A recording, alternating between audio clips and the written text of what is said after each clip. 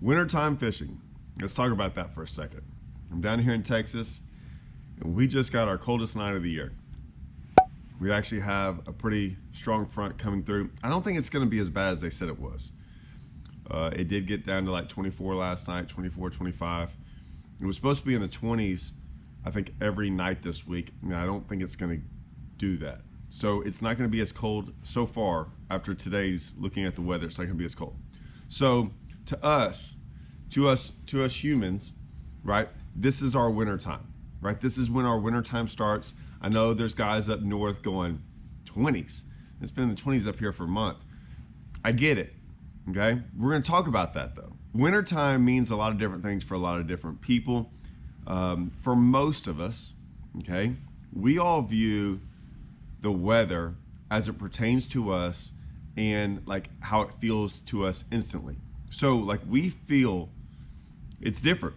We feel 30 degrees instantly, right? We feel 30 degrees instantly. We feel 70 degrees instantly. The water doesn't do that. The water changes, you know, to us, especially down here in Texas, we can go from 30 degrees at night to 60 degrees during the day. So it's a 30-degree temperature change throughout the day.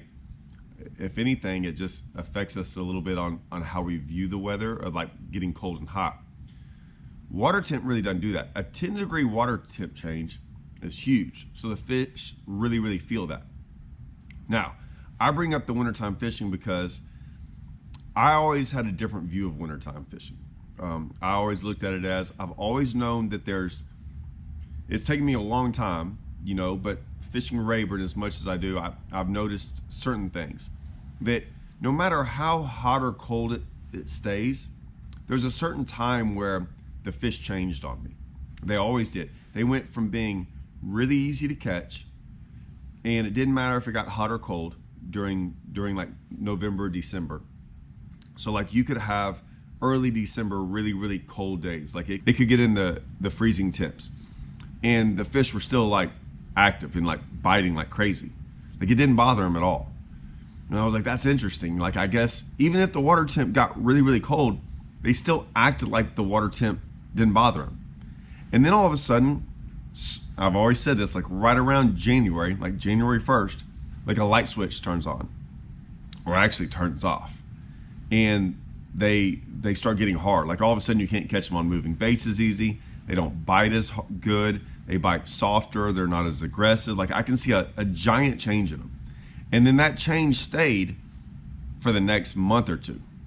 And it was like wintertime fishing. And it didn't change until like it got warm, somewhat warm. Like it was gonna happen sometime. Sometimes it happened in February, sometimes it happened in March.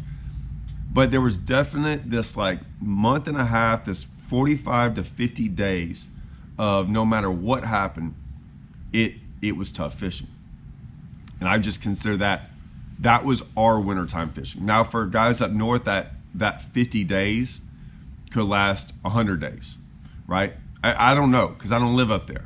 But what I'll say is this: during that 50 days, I always thought it became very difficult to catch them, very hard. Now this is pre-Livescope.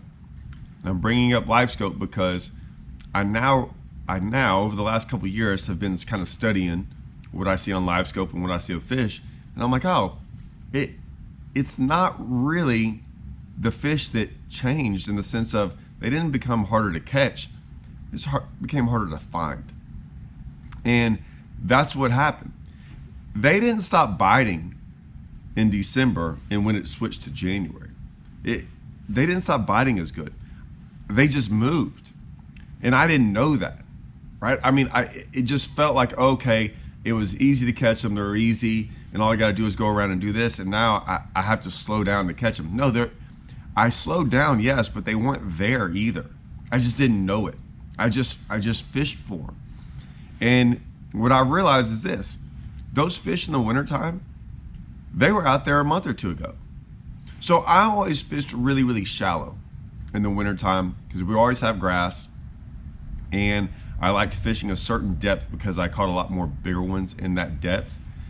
And so, like I said, I just assumed that those fish just stopped biting. They didn't really move from that depth.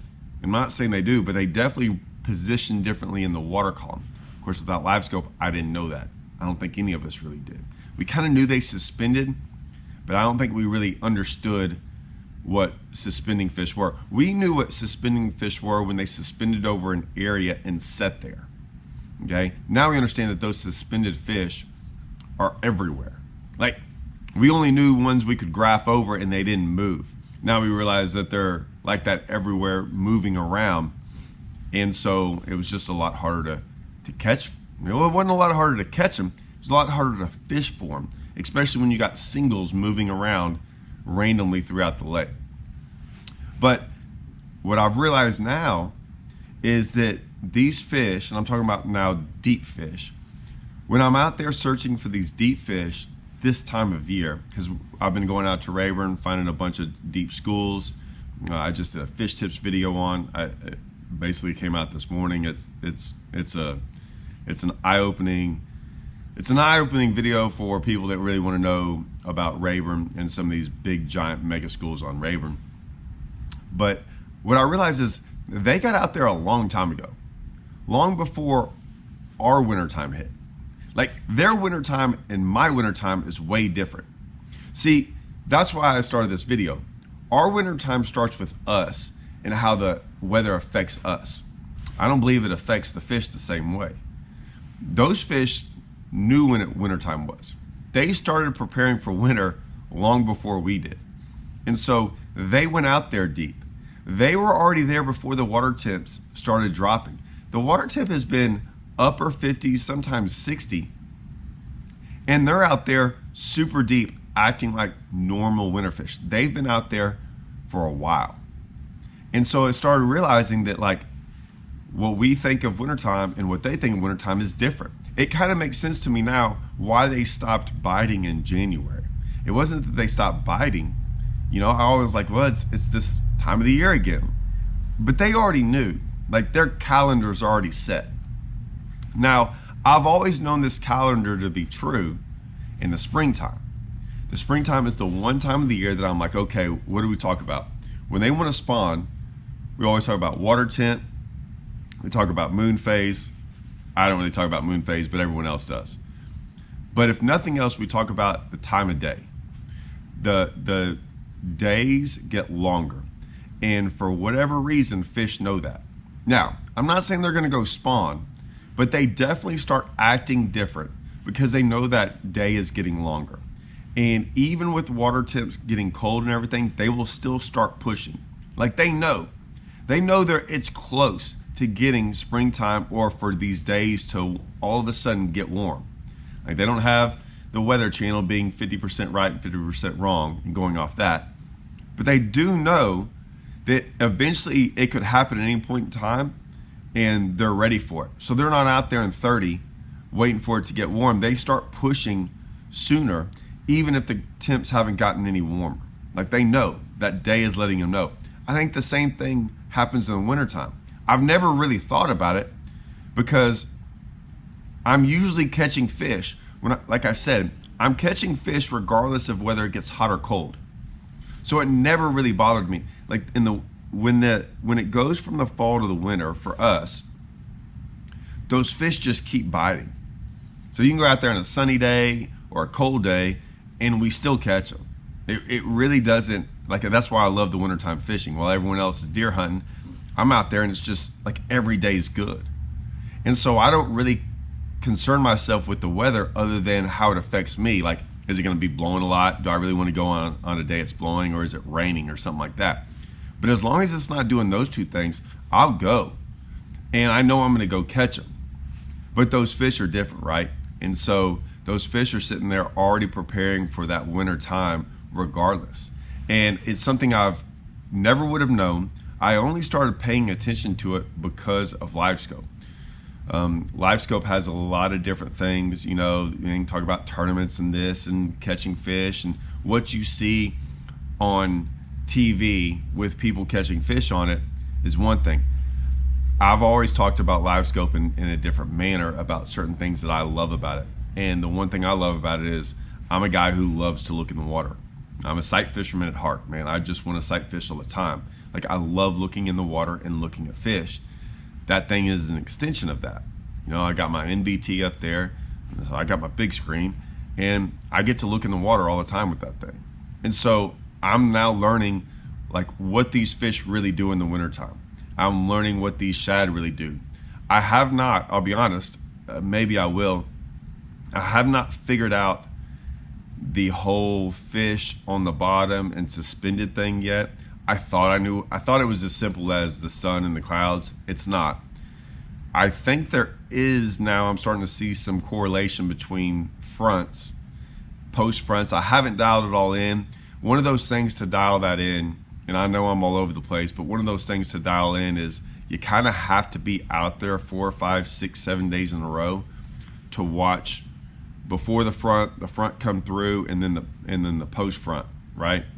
I do that in the springtime so much. I see that transition of 6, 7, 8 days in a row. I really haven't done it in the wintertime, mainly because we don't have a lot of tournaments going on to where I'll be out there that many days in a row fishing.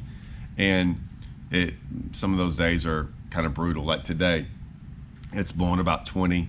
It's about 27 degrees outside. I don't know if I'm really geared up to want to go out there and watch how fish react today. If I had a tournament, yes, I'd be out there. For fun, no, I don't think I'd be out there for fun. But I know this video might feel like it's all over the place, but these are the things I think about and why I view fishing the way it is and try to think about this stuff and try to study it. I love my Livescope because of that, and like I said, for 20 years, I just kind of was like, I don't really know, don't really care. This is when it gets bad. This is when it's good. This is when it gets bad, and it is what it is. And I just have to endure all this like slow wintertime fishing. Wintertime fishing has changed for me. It's gotten better. But I still have to learn some things. I still want to go learn like why these fish do certain things. I know it'll help me later on in tournaments. I just have to get out there and witness it a little bit more. But yeah, the one thing I will say, the wintertime, it is not, like I said, I think the wintertime affects bass differently than it affects us, obviously. But I'm realizing now, I think it has a lot less to do with water temp and a lot more to do with the actual, if you want to call it the calendar date, the length of day, whatever it is, it's that part of it and not so much the weather. I know the weather is going to affect them, but I think they're moving before the weather actually hits them. I already think they're doing their thing regardless of what the weather does. To me, that's important, right? Because if we view everything based on the weather, we always just assume they're going to do it because of what we see and what we feel with the weather. And I don't think that's the case. I think they're already moving, and to know that movement beforehand, I think can be valuable. So I'm sharing that with y'all. If I find out more, I will let y'all know. But until then, think about wintertime fishing. Try to figure that out around your lakes. I think it's going to change. It's 100% going to change based on where you live. Are there other factors? Absolutely. I think having northern straining black bass and Florida straining black bass and things like that all affect them too. I think whether or not you have shad, we have shad down here. I think they're following the shad. I just think there's a lot going on, but I definitely think you need to pay attention to that more and not just go, oh, it's cold outside today, the fish have changed. I think the fish changed long before it got cold. All right. Hope this helps, guys. See y'all.